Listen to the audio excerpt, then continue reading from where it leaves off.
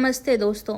आज से हम एक 4 दिन की पावन यात्रा, धार्मिक यात्रा शुरू कर रहे हैं, जिसमें हम 4 दिन में 4 ज्योतिर्लिंग कवर करेंगे, जो कि महाराष्ट्र और हैदराबाद के रहेंगे। इन ज्योतिर्लिंग में हम जाएंगे भीमाशंकर, त्र्यंबकेश्वर, घृष्णेश्वर और श्रीशैलम के दर्शन करेंगे। पहले दिन हम निकल गए थे भीमाशंकर ज्योतिर्लिंग के दर्शन करने, जो सह्याद्री की पहाड़ियों में स्थित है। भीमाशंकर पहुंचने में हमें काफ़ी घुमावदार घाटों से होते हुए गए थे, और क्योंकि ये सावन का महीना था और बारिश का भी मौसम चल रहा था, तो हमें रास्ते में काफ़ी बारिश भी मिली और काफ़ी सुंदर मौसम था, और हमें काफ़ी वाटरफॉल भी मिले। और बहुत सारा फॉग था कि कभी कभी आगे का भी दिख नहीं रहा था, कार से आगे का भी नहीं दिख रहा था। भैया बहुत ही केयरफुली चला रहे थे, एंड इतना सुंदर मौसम मैंने एक्सपीरियंस नहीं किया था। मैं पहले भी भीमाशंकर जा चुकी हूँ, बट मैं ऑफ सीज़न गई थी। सीज़न में आपको भीड़ तो मिलेगी, लेकिन आप पूरा आनंद ले सकते हैं मौसम का, और बहुत अच्छा आपको एक्सपीरियंस होगा। भीमाशंकर पहुँचने पे हमारी गाड़ी पार्किंग नंबर 5 पे पार्क हुई थी, और हमें गवर्नमेंट बसेस मिल गई थी पार्किंग नंबर 4 से, जो कि हमें भीमाशंकर के पास वाले बस स्टॉप तक लेके जा रही थी। जब मैं पहले 2 बार आ चुकी हूँ इधर पे, तो एक बार तो मेरी गाड़ी डायरेक्ट गई थी भीमाशंकर तक, और एक बार मैं शेयरिंग ऑटो के साथ गई थी। भीमाशंकर पहुंचने पे एक अलग ही दुनिया का एक्सपीरियंस हो रहा था, और हमने बहुत अच्छे से दर्शन करे। यहाँ पे भीड़ तो काफ़ी थी, काफ़ी लंबी लंबी लाइन थी, पर हमारे दर्शन अच्छे से हो गए। दर्शन करने के बाद यहीं पास में काफ़ी सारी दुकानें थी, वहीं पे हमने अपना लंच किया, मैगी, वड़ा पाव ये सब खाया, और हम वापस पुणे के लिए निकल गए। हम रात 10 बजे तक पुणे पहुंच पाए। ऐसा माना जाता है कि भगवान शिव ने यहाँ राक्षस भीम का वध किया था, इसलिए इसका नाम पड़ा भीमाशंकर। दूसरे दिन सावन के दूसरे दिन हम पुणे से त्र्यंबकेश्वर, नासिक के लिए निकल गए थे। पुणे से नासिक जाने का रास्ता बहुत ही सुंदर था, काफ़ी पहाड़ मिले और बहुत तेज़ बारिश भी मिली हमें। बहुत ही सुंदर मौसम एंजॉय करते करते और भगवान के गीत सुनते सुनते हम पहुंच गए थे त्र्यंबकेश्वर शाम के टाइम पे। त्र्यंबकेश्वर के लिए हमने पहले से टिकट ले रखा था, क्योंकि हमारे साथ सीनियर सिटीजन थे, तो हम लंबी लाइन में नहीं लग सकते थे। इसलिए दर्शन टिकट आपका 150 या 300 का पड़ जाएगा, जिससे कि आपको ज़्यादा लंबी लाइन पे नहीं लगना पड़ेगा। लाइन पे तो आप लगेंगे, बस आपकी लाइन ज़्यादा लंबी नहीं होगी। त्र्यंबकेश्वर में ही गोदावरी नदी का उद्गम है। त्र्यंबकेश्वर मैं दूसरी बार विजिट कर रही थी, तो पहली बार मैंने काफ़ी चीज़ें इधर की नासिक की एक्सप्लोर करी थी, जो कि मैं आपको दूसरे रील में बता देती हूँ। इस बार हमारे पास समय कम था, तो इसलिए सिर्फ हमने त्र्यंबकेश्वर ज्योतिर्लिंग के ही दर्शन करे थे। नासिक से त्र्यंबकेश्वर पहुंचने में हमें काफ़ी बड़े बड़े वाटरफॉल्स भी दिखे, जो कि काफ़ी ही सुंदर लग रहे थे। त्र्यंबकेश्वर ज्योतिर्लिंग इसलिए खास है क्योंकि यहाँ पे 3 मुखों वाले शिवलिंग है, जो ब्रह्मा, विष्णु और महेश को दर्शाता है। मंदिर के अंदर फ़ोटो लेना मना है, लेकिन आप जब मंदिर से बाहर निकलते हैं तब आप अपने फ़ोटो ले सकते हैं। और यहाँ पे क्योंकि 3 शिवलिंग है और अंदर जाने को नहीं मिलता है, सो आपको बाहर से ही दर्शन करने पड़ते हैं। भीमाशंकर में आप थोड़े पास जाके दर्शन कर सकते हैं, पर यहाँ पे आप दूर ही रहते हैं। आपको जितना भी टाइम मिले, आप उधर के एनर्जी को फील करें, और जैसे भी दर्शन मिलें आप अपनी भावना अच्छी रखें, तो आपको अच्छे दर्शन मिलेंगे ही। ऐसा भी माना जाता है कि त्र्यंबकेश्वर में पूजा करने से पितृदोष और कर्मों का शुद्धिकरण होता है। मंदिर के अंदर के आप ज्योतिर्लिंग को तो नहीं देख सकते हैं, ना ही छू सकते हैं, लेकिन मंदिर के जस्ट पीछे ही एक शिवलिंग बने हुए हैं। वहाँ पे आपको दिख जाता है कि अंदर वाले भगवान जी कैसे होंगे, और उनको आप अच्छे से देख सकते हैं, उनकी पूजा कर सकते हैं। दर्शन करने के बाद हम गए थे, यहीं पे पास ही में था कुंड, जो कि मंदिर से 400 मीटर की दूरी पे है। बाई वॉक आप आराम से पहुंच सकते हैं, और इसे गोदावरी नदी का उद्गम भी कहते हैं।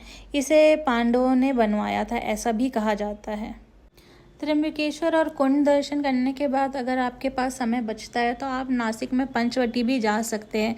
वहाँ पे आप सीता गुफा और बाकी चीज़ें भी एक्सप्लोर कर सकते हैं। वहाँ पे गोदावरी नदी का घाट भी है, जहाँ पे महाकुंभ स्नान भी होता है। दर्शन करने के बाद हम निकल चुके थे औरंगाबाद के लिए, जिसे अब संभाजी नगर से भी जाना जाता है। अगर आपके पास इनफ टाइम है तो आप औरंगाबाद पहुंचते हुए बीच रास्ते में आपको शिरडी और शनि शिंगणापुर भी पड़ता है, तो आप शिरडी और शनि शिंगणापुर के भी दर्शन कर सकते हैं। पहले हमारा प्लान था जाने का, बट हमारे पास समय नहीं बचा था, इसलिए हम शिरडी और शनि शिंगणापुर के दर्शन करने नहीं गए थे।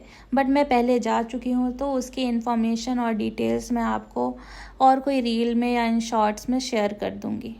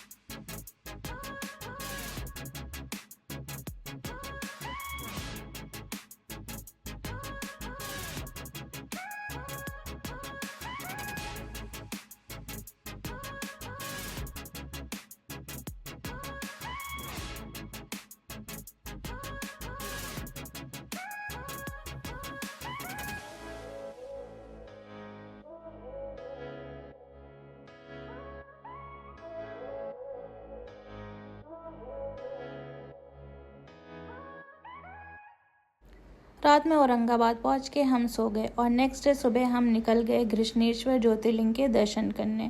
इधर पहुंचने में हमें 45 मिनट लगा और इधर पे फ़ोन जमा करने रहते हैं बाहर ही, तो फ़ोन हमने बाहर डिपॉजिट किए और इधर जाते वक्त भी हमें काफ़ी सुंदर नज़ारे देखने को मिले और अंदर जाके हम लाइन में लगे और हमने काफ़ी अच्छे से दर्शन किए।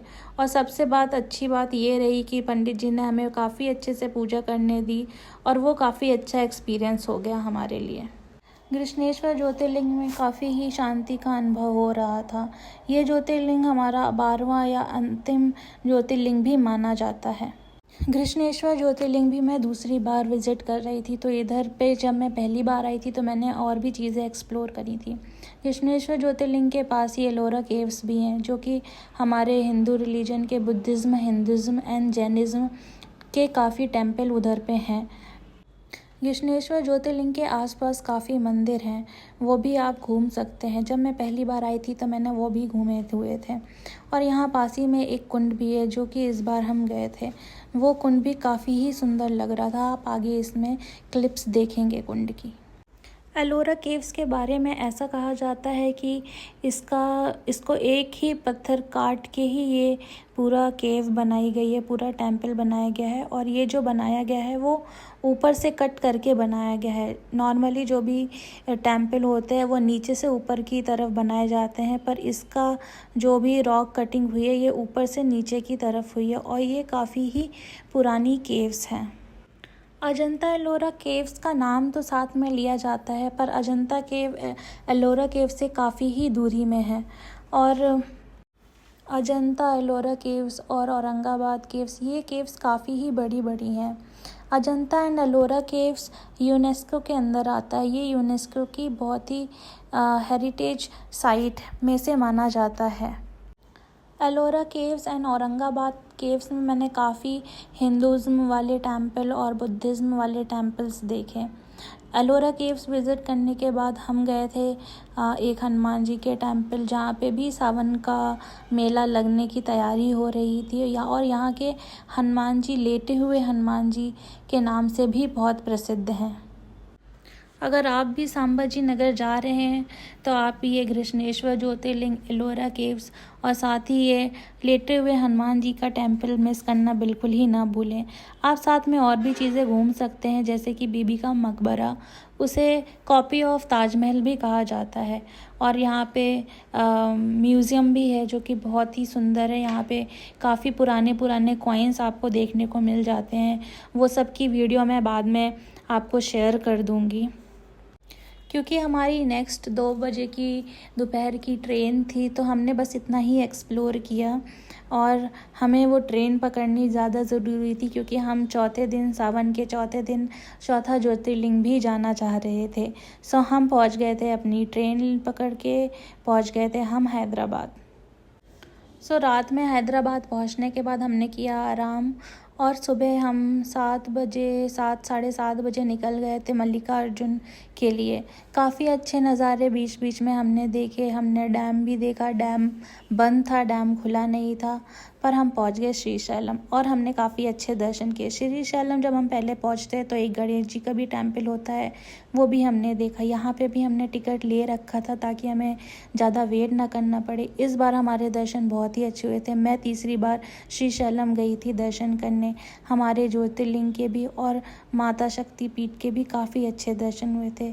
सो ऐसा मैंने अपने 4 दिन में ऐसे मैंने 4 ज्योतिर्लिंग विज़िट किया। अगर आप भी विज़िट करना चाहते हैं तो बहुत ही आसानी से आप प्लान कर सकते हैं। अगर आपके पास ज़्यादा टाइम है तो आप पब्लिक ट्रांसपोर्ट भी यूज़ कर सकते हैं और उस जगह की आप अच्छी चीज़ें और दूसरी चीज़ें भी एक्सप्लोर कर सकते हैं। सो अगर आपने अब तक मेरा वीडियो देखा है, so thank you for watching and stay tuned.